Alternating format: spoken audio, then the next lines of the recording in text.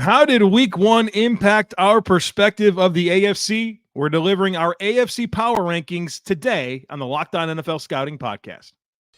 You are Locked On NFL Scouting with the Draft Dudes, your daily podcast for NFL and college football scouting. Part of the Locked On Podcast Network, your team every day. What's better than this? It's guys being dudes here on the Locked On NFL Scouting Podcast. We're the Draft Dudes. I'm Joe Marino from Locked On Bills. He's Kyle Krabs from Locked On Dolphins. And we are your NFL experts here with you daily to talk team building across the league on the Locked On NFL Scouting Podcast with the Draft Dudes, part of the Locked On Podcast Network, your team every day. We'd like to thank you for making Locked On NFL Scouting your first listen every day. And a big welcome and shout out to our everydayers. You know who you are. Those of you who never miss a single episode, we appreciate y'all being here very, very much. This episode is brought to you by PrizePicks, the easiest and most exciting way to play daily fantasy sports. Go to prizepicks.com/LockedOnNFL and use code LockedOnNFL for a first deposit match up to $100. Joe, week one's in the books. And now we're kind of getting into the flow of what our content's going to look like throughout the course of the season as things are currently scheduled. So we're going to revisit each conference once a week. Today's the AFC. Week two, entering week two, AFC power rankings. Our objective is to present the conference as we perceive it right now, which is a little tricky because you have a very substantial body of work before the first game was played and an extremely small sample size of all of these teams. Foiling together kind of what you think these teams are and what they showed you in week one is difficult. I tried to balance that as much as I could with how I updated some things, and I feel like I corrected more than I changed much, and I think there's some injury stuff that happened that probably moved the needle more than anything, to be honest with you, with how I'm stacking up this AFC today, at least. So when we talked last week and we did the initial AFC rankings, we talked about and we had the same chalk top five at the AFC side of things. NFC is a little bit more chaotic. But we generally, you and I, and when we communicated the top five last week, which was in order for both of us, Kansas City, Cincinnati, Buffalo, Miami, New York Jets. It was for both of us our top fives last week. We said kind of felt like the top four was a clear separation, and then you kind of got like hazy with who you wanted to put in the five spot. Right? That's very important for how my week five or week two top five came out in the AFC. I feel like we're tracking similarly here based on what you just said. And we did not discuss anything. So I don't know what yours are. Yeah, same. And I have mine in a sheet where I'm keeping track of yours as you reveal them on the show. Yeah. That you don't have access to. So you don't know what mine is either. Oh, wow. Secret spreadsheets there, Kyle. Week two feels like an appropriate time unless there is a significant change, i.e. your starting quarterback presumably suffering a season-ending injury. We did the same thing. I'm not going to overreact to week one with who I thought the top tier was, regardless of the outcome for any of the games. Yeah. No, because Kansas City lost. Cincinnati lost. Buffalo lost. Miami won. Miami also gave up 236 rushing yards, turned the ball over twice. It was the first, I forget what the full menu was, but somebody from The Athletic put out, it was like these four qualifiers for like, did this, rushed for this, won the turnover battle by this, won time of possession and something else. And the Chargers were like the first team in like 110 games to lose. So Miami shot themselves in the foot.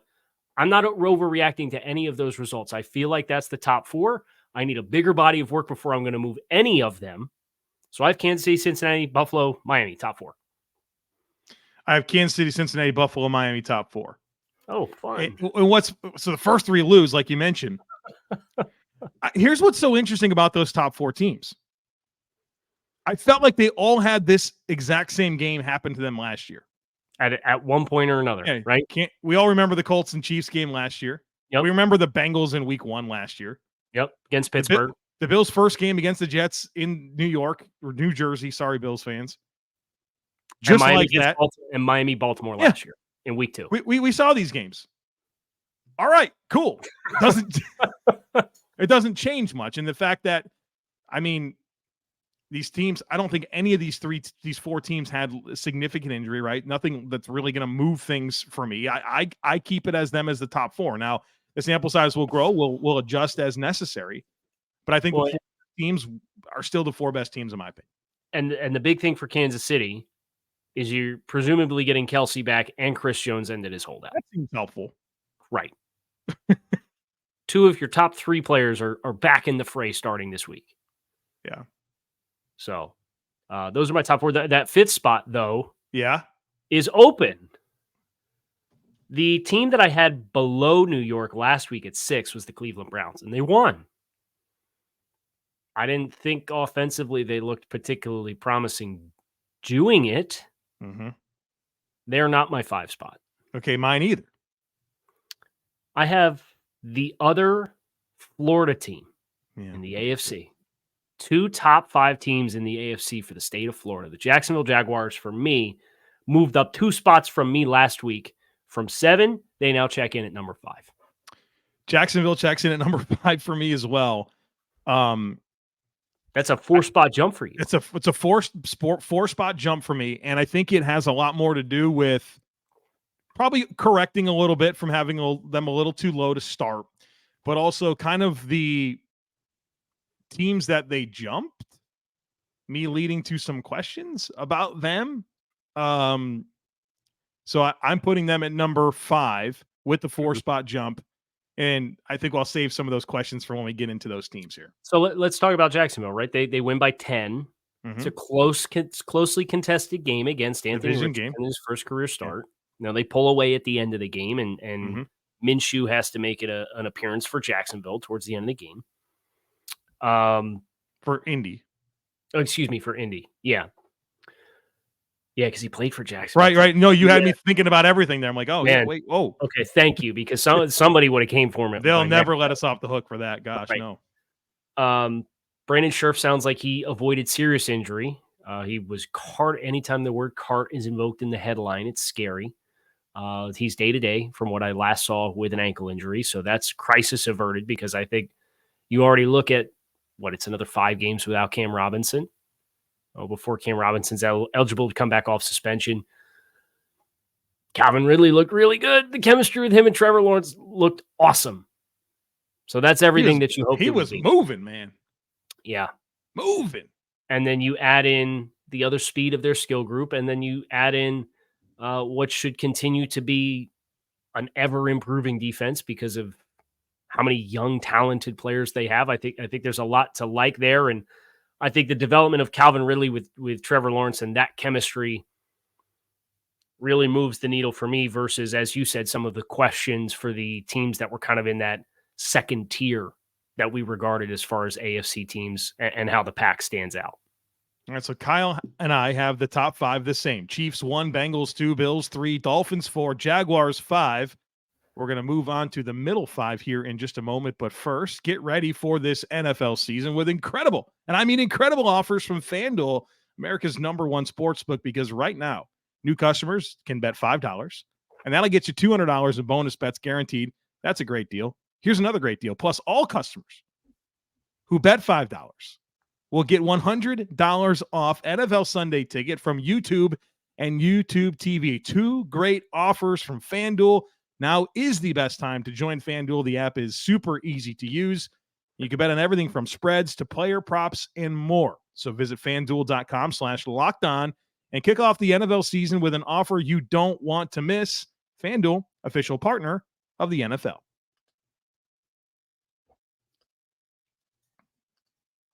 So I think things get really interesting here because I think there were some concerns raised for certain teams that were in this block last time. I think there was some injuries suffered that may or may not result in teams getting slotted in this spot or in this group of 5. Can I ask you what coast your 6 spots on? I guess the East Coast. Okay, so now we're going to be different. I have the You Los have the Angeles Chargers? I have the Los Angeles Chargers at number 6. Okay. Go ahead. Who you got at 6? I had Cleveland at 6. Okay. And I have Cleveland at 7. Okay, so let's talk about our process here. Okay. Cleveland, offensively, still not there. Defensively, hello, that looked really good. Like it a lot.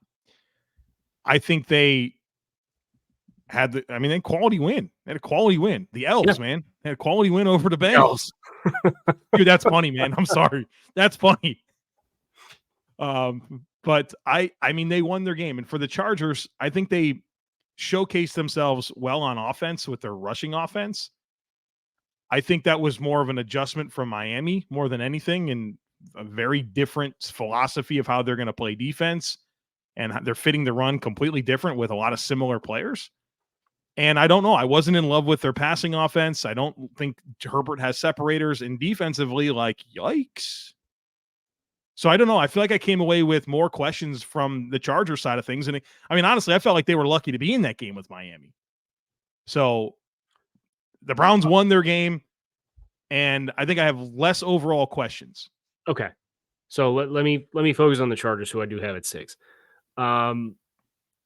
In watching throughout the course of yesterday, I did the Dolphins defensive all 22 first for the prep for Locked On Dolphins, because I knew there were going to be so many questions about, we heard all offseason about Vic Fangio coming in and the talent on defense, and they get railroaded in the run game. Like, they got railroaded in the run game. And I agree with you. Some of the issue comes back to Miami's execution of a different ideology in the front. But as I watched the game unfold in the chess match of Kellen Moore versus Vic Fangio, and how those sides of the ball respectively were acting, reacting, countering the counter throughout the course of the game, I did think that Los Angeles came out of this game with what I think is going to be a very, very, very promising development for their offensive coaching relative to what it was, and the glass ceiling that was on Joe Lombardi's ability to call an offense. I'm not surprised they didn't create a lot of explosive, because the Dolphins were fully committed to preventing that and playing the coverage shells that they did, and dared Los Angeles to run the ball. And I came out of this game for Miami looking at Los Angeles offensively, asking myself, what teams on the schedule for the Dolphins, because I was doing it through a Dolphins lens for the film study, would provide a more balanced ability to attack you offensively if they stay healthy. So I know you have concerns about the receivers and separators, right? We'll see what Quentin Johnston continues to develop into. Obviously, it was his first game as an NFL rookie, but I do look at how they used Keenan Allen, how they moved him around. Obviously, you have a height, weight, speed, vertical outside guy in Mike Williams that is capable of playing in the slot at times.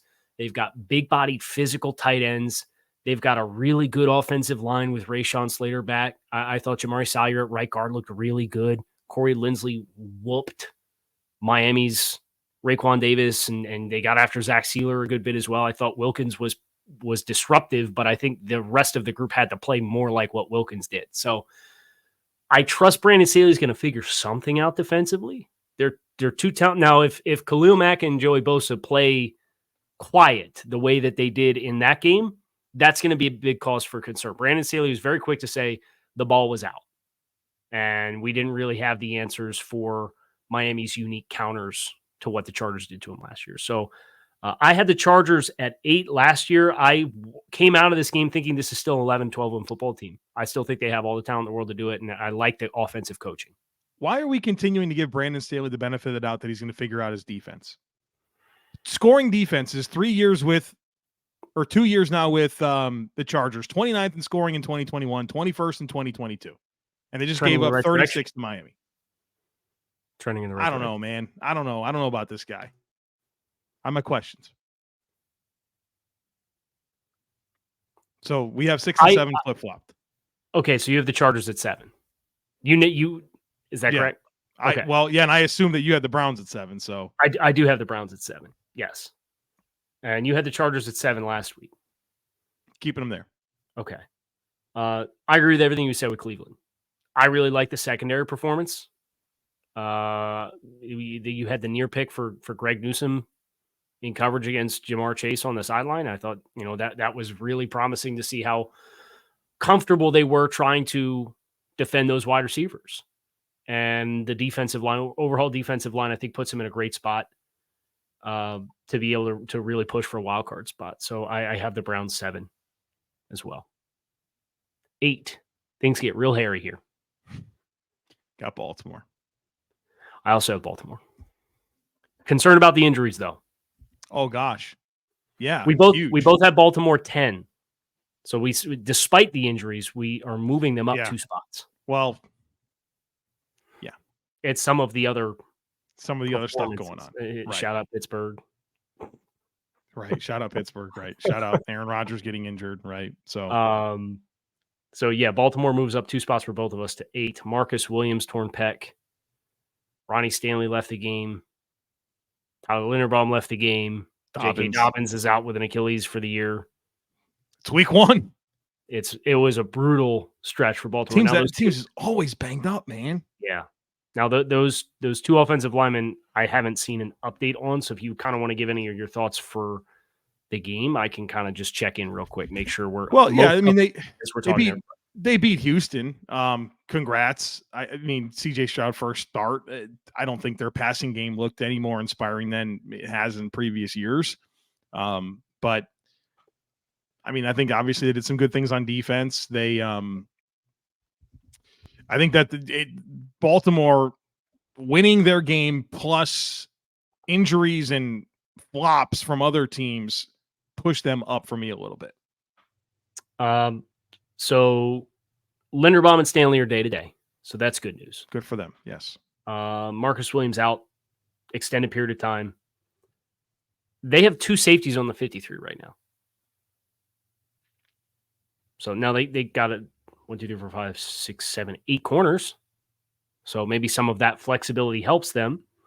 Practice squad guys that could potentially come up. Daryl Worley. He's a corner. Jeremy Lucien. That's kind of it. So they may be making some phone calls this week. And Marlon Humphrey did not play in week 1.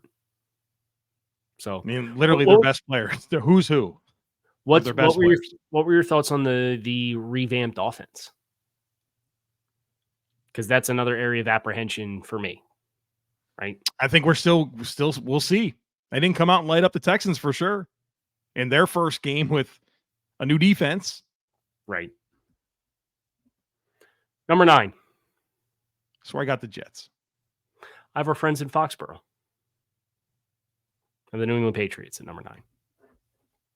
I have them at 10. So, I have the Jets at 10. Jets. Aaron Rodgers got hurt. 4 plays into his debut? I'll be candid. I was not rooting for the Jets to have a great season, but I certainly wasn't rooting for it to go like this with Aaron Rodgers getting hurt. And I mean, I love team building. I love competition, and I really was excited to kind of see how that all played out. And that's not good, man. Nobody wants that. Hopefully this finally gets the MetLife turf figured out, because you can't help but feel like that was a contributing factor. But I mean, come on, 4 plays doesn't. 0 for 1. That's all the offseason conversation leads to that. Out the window. Nobody wants that. Nobody wants that. But it changes the perspective of the team, right? I mean, that was always the thing. Great defense. It changes the perspective of the conference. This is a massive domino. There's no question. Because we saw what this looked like last year. Is the supporting cast offensively, when going back to Zach Wilson, any better than last year's group? Mekhi Becton's healthy. Garrett Wilson's a year older. Dalvin Cook. Breece Hall healthy is going to help him. For sure. I have a feeling this is going to be a very lunch pail offense moving forward. Yeah, it should be. But the opportunistic in the passing game. It has turned. Take care of the football, play defense. Has turned the playoff perspective on its head, because we've talked about the math problem with the number of teams versus the number of spots. And I do not expect the Jets to ever be an easy out. Case in point last night, because of what their defense is capable of doing for you. But, we had largely considered this to be a double-digit win football team, and I certainly would not forecast this to be a double-digit win football team with this downgrade at the most important position. Yeah. Patriots showing a lot of punch, obviously. Much more competitive game against the Eagles, down 2 offensive linemen. 3 offensive linemen, because Reef was on IR. That's right. Yeah, it's a good point. So I think they get a little hat tip here. Big one this coming week, Sunday night against Miami. That'll be interesting, but they showed a lot more punch against the Eagles than I ever thought they would. So good for them. And Devontae Parker didn't play either. So highly competitive. Now, I think having the offseason to prep for week 1 gives really good game planners. Yeah. You saw it with Mike McDaniels. You saw it with Kyle Shanahan. You saw it with Bill Belichick. Like, it cuts both ways on both sides of the ball, right? That's a good point. We're kind of back into it now. You didn't have 4 months to prep for this game anymore. Yeah. So I do think it'll be really interesting to see how much of that punch New England sustains into week 2. I think that's a really interesting thing to watch, Joe. All right, the bottom 6 of the AFC is coming up here in just a moment. But first, folks, you got to check out PrizePicks. PrizePicks is the largest independently owned daily fantasy sports platform in North America and is easily the most exciting way to play DFS. I love the format. It's awesome. Here's how it goes. It's you versus the numbers. It's not you versus thousands of other players, including pros, including sharks. It's just you against the numbers. All you do is you select 2 or more players, you pick more or less on their projected stats for a game, and you place your entry. Doesn't take long. You can make an entry in under a minute, and withdrawals when you win are super, super quick. I love watching football, and I love watching football even more when I get to have a PrizePicks entry, because it just makes watching the game that much more fun. So go to prizepicks.com/LockedOnNFL and use code LockedOnNFL for a first deposit match up to $100. Again, that's prizepicks.com/LockedOnNFL and use code LockedOnNFL for a first deposit match up to $100. PrizePicks, daily fantasy sports made easy.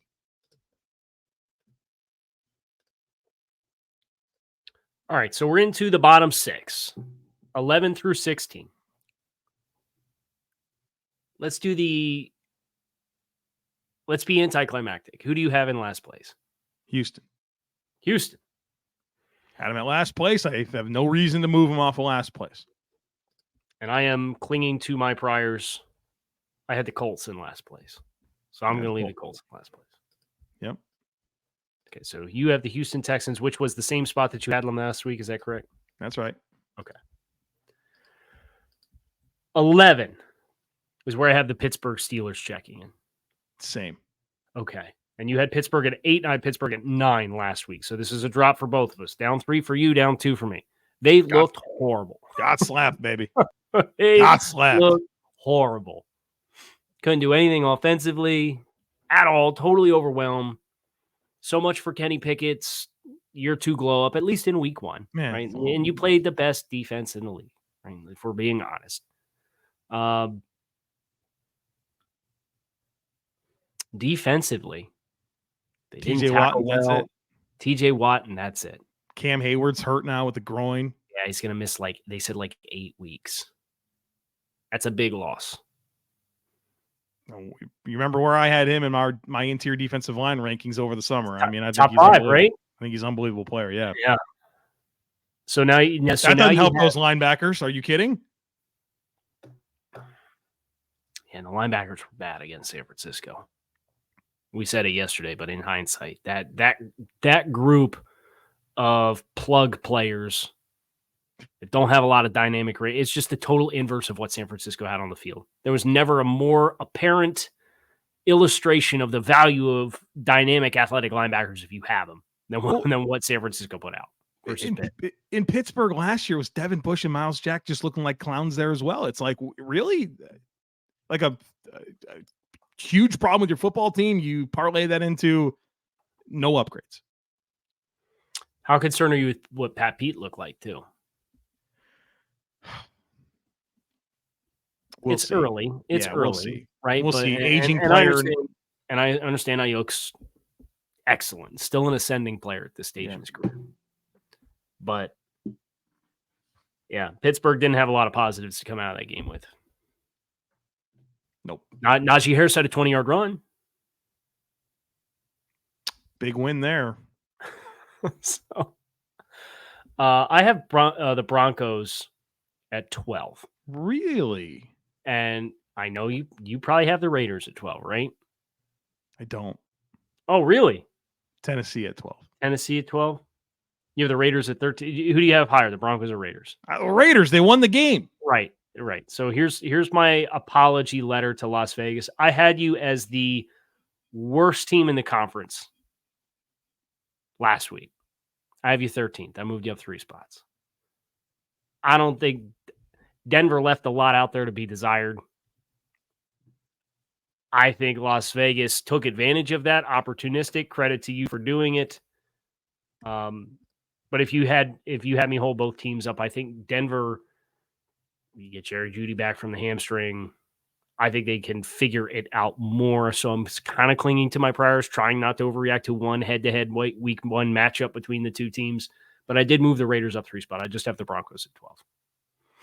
All right. So my bottom 6, Steelers at 11, Titans at 12, Raiders 13, Broncos 14, Colts 15, Houston 16. Okay, and I go Denver, Pittsburgh 11, Broncos 12, Raiders 13, Titans 14, Texans 15, Colts 16. And Titans, 3 interceptions from Tannehill.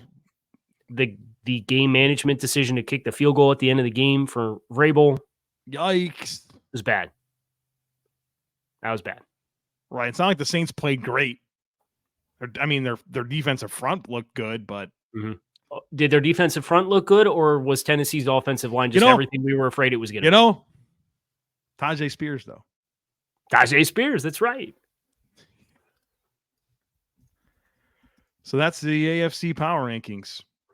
Those are our AFC power rankings. You find any optimism with the fact that DeAndre Hopkins got some volume? Obviously, wasn't a prolific yards per reception, but 7 for 65. Was it the boost you hoped that would be for Tennessee? I mean, how could you say it was? What was their passing output? Total passing yards of 180, maybe? 198, 16 to 34, 198 yards and 3 picks for Tannehill. That doesn't inspire me. How about Chig Okonkwo getting 0 receptions? Are you sure you want to lean where you got him? You can bump them down a little bit from 12 if you want. They're going to chill. They're not threatening to move up anytime soon. They can chill down there, man. Okay. So, trying our best not to overreact too much from the week 1 madness, but certainly a lot of unpredictability. Case in point, Joe, you and I are in our pick'em. We both had winning records. I went 10-6, you went 9-7. And Locked On NFL scouting against the spread, courtesy of the roster power rankings, ended up going 8-8. So we'll see what week 2 brings. A little bit more predictability. We'll find out. But that's going to do it for this episode of Locked On NFL Scouting. I'm Kyle Krabs. He is Joe Marino. Appreciate you guys checking out the show. You can find us on YouTube or wherever you listen to your favorite podcast. Make a great rest of your day.